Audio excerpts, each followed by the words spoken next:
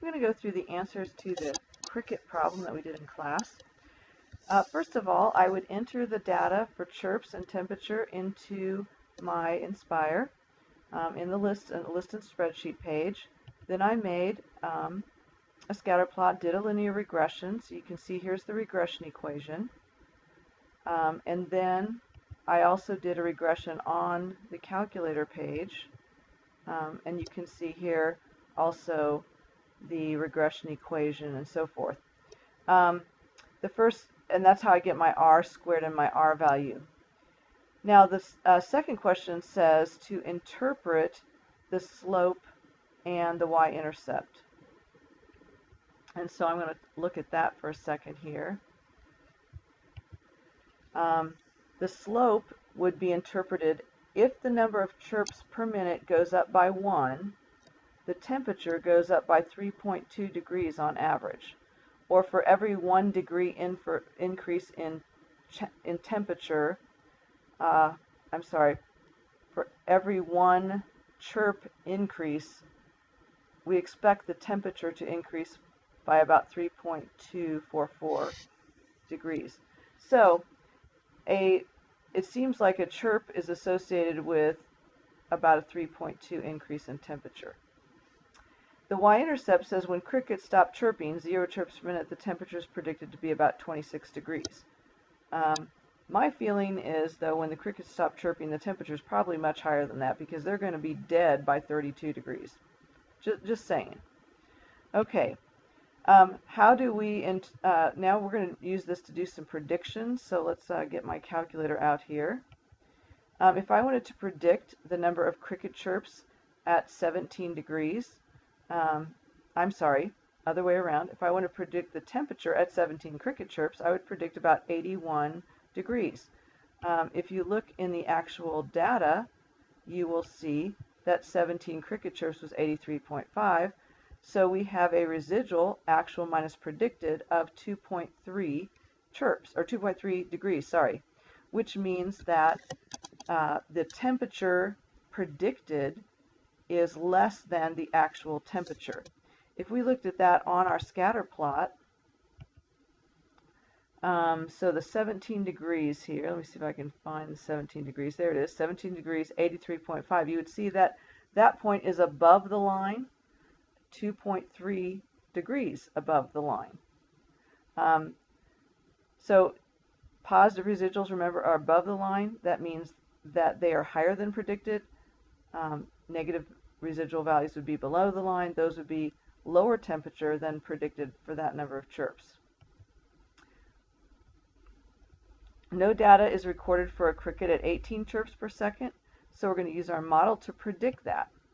And once again, if I go to my calculator page, there's two ways I can predict. I can actually use the equation with the slope and y-intercept that are shown. So here's my slope is 3.24417 times 18 chirps, which is my x value, plus the 26.012 y-intercept gives me 84.4. Or I can type in F1 of 18, which does this automatically, and get 84.4 degrees. When I interpret, or when I predict something within the data, that's called interpolation. And I'll talk about that with the graph in just a second. Sorry, a little glitch there. Always, my screen's kind of sensitive. If we predict the temperature for 22 doing the same method, we would get 97.4. Predicting a y value for an x value that is outside the domain of the data is called extrapolation. So let me illustrate what I'm saying when I say the interpolation and extrapolation. Notice my data has chirp numbers from 14 up to 20. There isn't anything lower than 14 or higher than 20 in my x values. So when I predicted 18, I was predicting within the data that I already have.